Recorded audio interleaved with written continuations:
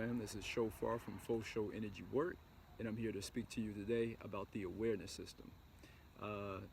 The awareness system is what we currently in Western science call the nervous system. And so the purpose of this video is to give a good reason as to why I don't use the term nervous system and to give a little bit more understanding about it. First off, just to be real clear cut, the reason I don't call it the nervous system is because subconsciously or superconsciously we're kind of setting ourselves up and programming ourselves to be nervous. And if we don't want our adrenals, adrenaline and norepinephrine and epinephrine, these different chemicals that are said to be in our adrenals that sit on top of our kidneys to be flooded into our bloodstream, then why even call it the nervous system? Especially since we're actually dealing with awareness, which has to do with experience and knowing. So the parasympathetic system and the sympathetic system.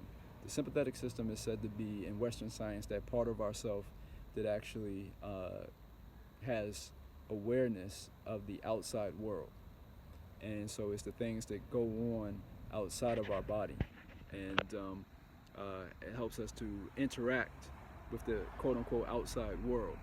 And that's important to know, but a lot of times the sympathetic system, what they tell us is that it can be put into a mode of fight or flight when we actually have fear, danger, that there's something that is life-threatening. Now the thing is like that may have served us, or it may serve some human beings on the planet who actually still live in war-torn areas, or that you have super predators or something, like a tiger or a king cobra or something that could, there's still people who live around where nature can be a big problem. But for a good majority of human beings on the planet, that's not the everyday cases for us. But yet we still live in a state of stress because we're worried about being late to work, or we're worried about response from our parents, or how they're going to judge us on something, or it goes on. And those things are still understood by the body in many cases to be danger. And so that's with the sympathetic system. And now the parasympathetic system is the part that we need actually to be in more often than not, because that's the rest and digest. And we need to digest our food properly so that it can be assimilated and given to the cells and do all the things that it does there with utmost intelligence. And then we also need to be able to rest. And when we're in a state of the sympathetic, where we're always in a state of fight or flight mode, we're not able to go into the parasympathetic and rest and digest properly. And so all of that will affect the awareness system, because it affects how we are aware of life. Because when we are in a state of fear or anger or frustration, sadness, these different things that impact the endocrine system and the kidney or adrenals, it basically kind of contracts our awareness system. In other words, we're not as aware of, we're not in an expanding way in most cases, or if we are, we're expanding our awareness, but in a way that's bringing more negativity to us.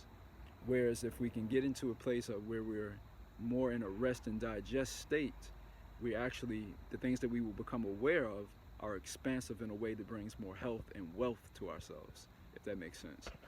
So we really want to get into a place of where we're releasing tension, and where we are more restful, and where we are allowing our consciousness to actually expand in a way that draws in more of the good things in life. And one of the primary tools, and we have many different tools and technologies to access, but one of the primary ones that we can use is sex. Sensual emotional exchange is, we can use sex to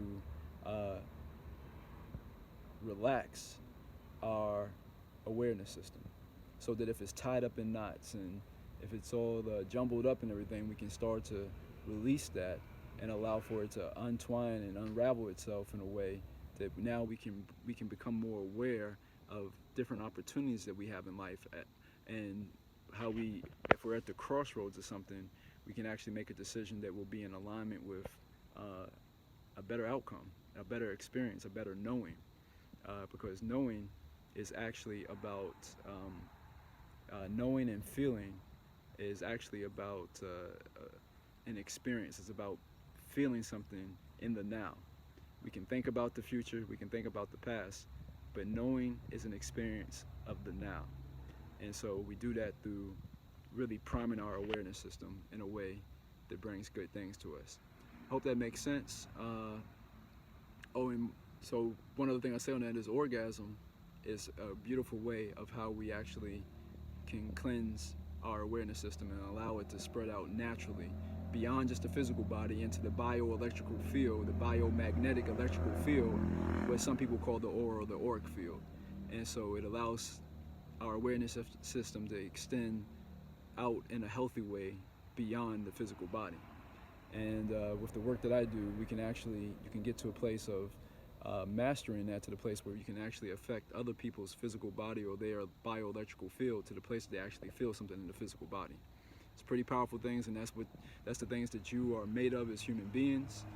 So just wanted to share that information about the awareness system. If you have any other questions on it or want to learn a little bit more, I have a series of workshops that I do, some of them by myself, some with other facilitators. I actually have also do energy work for couples and individuals and groups, and then also have a book called Sacred Orgasmic Living. So if you like this video, please like it, share it, subscribe, and thank you again for checking me out. Keep shining, keep climbing. Peace.